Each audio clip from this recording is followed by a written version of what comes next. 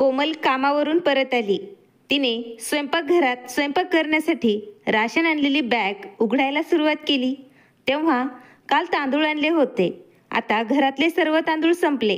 हे पाहून तिला आश्चर्य वाटले. तिने तिच्या सासूबाईंना विचारले, आई बॅगेत तांदूळ दिसत नाहीत. तांदूळ कुठे गेले? कालच आणले होते. तेव्हा तिची सासू कर्कश आवाजात ओरडली, मी कच्चा तांदूळ खाल्ला का? अगं सुनबाई, तू आणलेले तांदूळ कुठे आहे हे मला कसे कळणार? तेव्हा कोमल रडली आणि म्हणाली, आई रमेशने ते तांदूळ परत कोणाला नेऊन विकले तर नाही ना? मग रमेश नशेच्या अवस्थेत घरी आला आणि म्हणाला, मग मी काय करू? तू मला पैसे दिले नाहीस म्हणून मी ते तांदूळ विकले आणि दारू पिऊन आलो आहे. आता तू लवकर स्वयंपाक बनव, मला भूक लागली आहे. कोमल रागावली आणि म्हणाली, तुम्ही तांदूळ का विकले? आता मी भात कशाचा शिजवू? मलाही भूक लागली आहे. मी पण दिवसभर कामं करून थकून आले आहे. तेव्हा रमेशने रागात तिला जोरात चापट मारली आणि तो म्हणाला, नालायक, तुझ्या नवऱ्याशी भांडतेस? मी काय बसून तुझी कमाई खातोय का? तुझ्या कामाचा आणि कमाईचा अभिमान तू माझ्यासमोर बाळगू नकोस. कोमलच्या डोळ्यात अश्रू आले आणि ती म्हणाली, मग यात मी काय चुकीचं बोलले?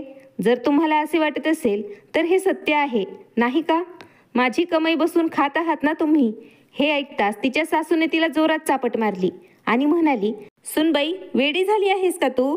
4 पैसे कमवायला लागली आहेस म्हणून नवऱ्याशी आता भांडणार का? शांतपणे तू दीपूच्या दुकानात जा आणि उधारीवर त्याला तांदूळ माग. कोमल नाराज झाली आणि म्हणाली, मी दीपेशच्या दुकानात उधारीवर तांदूळ मागायला जाणार नाही. मी दीपेशच्या दुकानात गेल्यावर तो माझ्याकडे घाणेरड्या नजरेने पाहतो. तिचा नवरा चिडला आणि म्हणाला, मला चांगलंच माहीत आहे, तू मुद्दाम मोठ्या लोकांना स्वतःकडे आकर्षित करण्याचा प्रयत्न करतेस आणि इथे आमच्यासमोर तू किती सती सावित्री असल्याचं नाटक करत राहतेस. कोमलला तिच्या चारित्र्यावरचा हा डाग सहन झाला नाही. तेव्हा ती रागाने म्हणाली, असं असेल तर तुम्ही मला घराबाहेर का जाऊ देतात? तुम्हीच पैसे कमावून आणा आणि मी घरी आरामात बसेन. तेव्हा कोमलची सासू रागाने म्हणाली, तू कुठली राणी आहेस का? फुकटची भाकरी कोणाला तोडायची आहे? तेव्हा कोमल उपहासाने हसली आणि म्हणाली, फुकटची भाकरी तोडणारी मी नाही, तुमचा मुलगा आहे. तरीही तुम्ही त्याला 4 पैसे कमवायला सांगत नाहीत. उलट तुम्ही मला लोकांच्या घरी कामं करायला पाठवत आहात. तेव्हा कोमलच्या सासूने तिचे केस ओढले आणि त्या म्हणाल्या, तुझी जीभ जास्त चरचर करू नकोस. जर मी तुला घराबाहेर काढले तर तुला तोंड लपवायलाही जागा राहणार नाही. तुझी वृद्ध आई देखील आता या जगात नाही, जी तुला आधार देईल. मला माहीत नाही की मला माझी सून म्हणून कोणत्या वाईट कर्माची शिक्षा मिळाली आहे. ना तुला तुझ्या नवऱ्याचा आदर कसा करायचा हे माहीत आहे, ना तुझ्या सासूसोबत कसं राहायचं बोलायचं हे तुला माहीत आहे. रमेशने कोमलला ओढले आणि तिला जोरात चापट मारत तो म्हणाला, तुला इथे रोज लाथा मारल्या जातात, तरीही तू आमच्यासोबत वाद घालणार आहेस का? आमच्यासोबत वाद घालणे थांबव आणि आत्ताच्या आत्ता दीपेशच्या दुकानातून तांदूळ घेऊन ये. लवकर लवकर माझ्यासाठी जेवण बनव. सुनेला त्यांचा मुलगा चापट मारत आहे हे पाहून तिच्या सासूला खूप हसावे असे वाटले आणि सासूचे हसू आणखीनच खुलले. त्यानंतर सासू आणि पतीला धडा शिकवण्यासाठी कोमल मागे वळली आणि तिने तिच्या पतीला धक्काबुक्की केली. तेव्हा रमेश जमिनीवर कोसळला. मग कोमलने शेजारी पडलेला झाडू उचलला आणि रागाने गर्जना करत ती म्हणाली, सावधान, आता माझ्यावर हात उगारलात तर. तिच्या सासूने तेव्हा तिच्याकडे धाव घेतली. तिचे केस ओढून भिंतीवर जोरात फेकले आणि म्हणाली, तू वेडी झाली आहेस का? तुझा नवरा देव आहे, त्याला तू झाडूने मारणार आहेस का? तेव्हा कोमल रागाने म्हणाली, सावधान, तुम्ही माझ्यावर हात उचललात तर आज तुमची पण तब्येत ठीक राहणार नाही. तोपर्यंत तिचा नवरा तिच्या समोर येऊन उभा राहिला. त्याने तिच्यावर हात उचलण्यास सुरुवात करताच कोमलने त्याला झाडूने बेदम मारहाण करण्यास सुरुवात केली.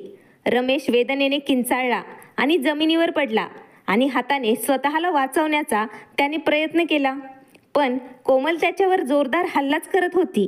तिची सासू एका कोपऱ्यात घाबरून उभी होती आणि थरथरत्या आवाजात ती म्हणाली, कोमल, माझ्या मुलाला का मारतेस? कोमल तिच्या सासूकडे रागाने पाहत म्हणाली, सासूबाई, प्लीज आता हसा ना. जेव्हा मला मारहाण होत होती तेव्हा तुम्हाला खूप हसू येत होतं. आता तुमच्या मुलाला मारहाण होताना बघून तुम्हाला हसू येत नाही का? कोमलच्या सासूच्या घशाला कोरड पडू लागली होती. ती लगेच बाहेर गेली आणि शेजारच्या लोकांना बोलवून ती सांगू लागली, कोणीतरी माझ्या मुलाला या बाईपासून वाचवा.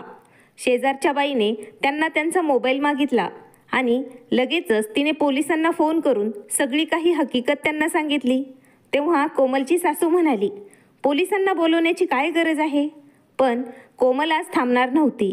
ती रमेशला मारत असताना म्हणू लागली, अगोदर तुम्ही लोकांनी मला या घरची मोलकरीण बनवले. मी माझ्या कुटुंबाचा विचार करून त्यांचं नाव खराब होऊ नये म्हणून इथे नांदत होते. मी कामाला लागले तेव्हा तुमच्या मुलाने नोकरी सोडली आणि मी इतक्या कष्टाने पैसे कमावते. त्या पैशाने घरातले राशन भरते आणि तुमचा मुलगा ते राशन विकतो आणि दारू पितो. तरीही तो संध्याकाळी जेवायला आला की मला मारतो आणि तो मला मारत असताना तुम्ही माझ्याकडे हसत बघतात. मी एवढी मेहनत करते परंतु मला हे दिवस बघायला मिळतात. मी दिवसभर काम करते. मी थकव्यामुळे खचून जाते. त्यावर रात्री तुमच्या मुलाचा मला मार खावा लागतो. सासूबाई, तुम्हाला माझी अडचण समजायला हवी होती. घर कसे सांभाळले जाते आणि बायकोला कसे वागवले जाते हे कळायला हवं होतं.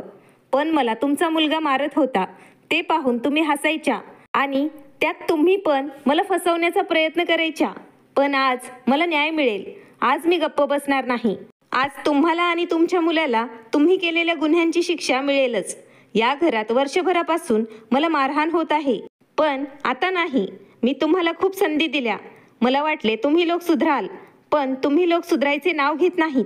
त्यामुळे आता जे काही होईल ते पोलिसांसमोरच होईल. रमेशने विनवणी करत उद्यापासून मी कामावर जातो असे कोमलला सांगितले. कोमल, तुला काम करायचे नसेल तर तू काम करू नको पण पोलिसांना बोलवू नको. अत्याचार सहन करून करून कोमल मात्र कंटाळली आहे. तेव्हा तिने तिच्या सासूला आणि पतीला पोलिसांच्या ताब्यात दिले होते. कोमल असे काही करू शकते असे त्या दोघांना वाटलेच नव्हते. कोमलने तिचे सर्व सामान बांधले आणि ती काम करत असलेल्या रोहिणी मॅडमच्या घरी राहायला निघून गेली. तिच्या जखमा पाहून रोहिणीने तिला अनेकदा तिच्या घरी राहण्यास सांगितले होते. आता कोमलने हिंमत दाखवली होती. आता कोमल तिथे सन्मानाने जीवन जगू लागली होती. तिला तिथे राहण्यासाठी योग्य छप्पर मिळाले होते. तिला अगोदरच रोहिणीने काम दिलं होतं आणि ती इतरांच्या घरीही कामं करायची. पाहता पाहता 1 वर्ष निघून गेलं. एके दिवशी तिला बातमी मिळाली की तुरुंगात तिच्या पतीला हृदयविकाराचा झटका आला आणि त्याचे त्यात निधन झाले. कोमल गप्पच राहिली. असो, तिच्या नवऱ्याचे घर सोडून तिला रोहिणीच्या घरी काम करून आता 5 वर्ष उलटून गेले होते. दुसरीकडे तुषार शेजारच्या घरात तो काम करायचा. त्याला एक मुलगी होती जिची काळजी त्याच्या आईने घेतली होती. तुषारची पत्नी दुसऱ्या पुरुषासोबत पळून गेली होती. तुषारला कोमल मनापासून आवडू लागली होती. एक दिवस जेव्हा तुषारने थेट तिला आपली परिस्थिती सांगितली आणि तिच्यासमोर त्याने लग्नाचा प्रस्ताव ठेवला तेव्हा कोमल विचारात पडली. वास्तविक त्याच्या आयुष्यात कुठेही कमतरता नव्हती पण कधी कधी तिला वाटायचं की ती आयुष्यभर अशीच एकटी राहणार का. पण तिला थोडी भीतीही वाटत होती की पुन्हा तोच प्रकार तिच्यासोबत घडतो की काय.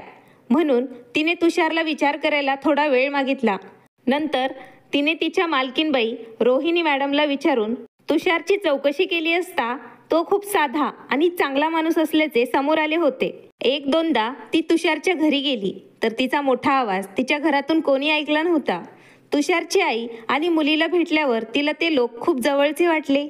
त्यामुळे तिने तिच्या आयुष्याला आणखी एक संधी दिली आणि या नात्याला तिने होकार दिला. तिने तुषारला तिच्या भूतकाळातील सर्व गोष्टी सांगितल्या होत्या. तुषारने तिला वचन दिले होते की तो तिला दुःखाचे अश्रू कधीही देणार नाही आणि तेच घडले. लग्नानंतर तुषारने तिला पूर्ण आदराने आपल्या घरात ठेवले. त्याने तिला काम सोडण्याचाही सांगितले होते पण कोमलला काम करायला आवडते म्हणून ती अजूनही कामावर जायची. 1 वर्षानंतर ती गरोदर राहिली आणि तिने एका गोंडस मुलाला जन्म दिला. त्यानंतर तिने कामावर जाणे बंद केले. तिच्या सासूबाईंनी तिची खूप काळजी घेतली. कोमल आणि तुषारने त्यांच्या मुलांची खूप चांगली काळजी घ्यायला सुरुवात केली होती. आज त्यांच्या आयुष्यात फक्त आनंदच होता. कोमलच्या सासूचे तिच्यावर खूप प्रेम होते. तिची मुलं त्यांना खूप आवडत होती. कोमल एक चांगली सून, चांगली बायको आणि चांगली आई होण्याचं कर्तव्य पार पाडत होती. त्या दिवशी तिने हिंमत दाखवली नसती तर कदाचित आजही रमेशकडून तिला मारहाण झाली असती आणि तिची सासू तिच्यावर अत्याचार करतच राहिली असती. पण गरीब आणि अशिक्षित असूनही तिने हिंमत दाखवून कोणत्याही परिस्थितीत अत्याचाराच्या विरोधात आवाज उठवला आणि आज ती सन्मानाने चांगलं आयुष्य जगत आहे. तर मित्रांनो, मला आशा आहे की तुम्हाला ही कथा नक्कीच आवडली असेल. अशा आणखीन नवीन नवीन प्रेरणादायी कथांसाठी मराठी कथांचा संग्रह या चॅनलशी कनेक्टेड राहा आणि मी अशीच नवीन कथा तुम्हाला सांगण्याचा प्रयत्न करेल. धन्यवाद. आभारी आहोत.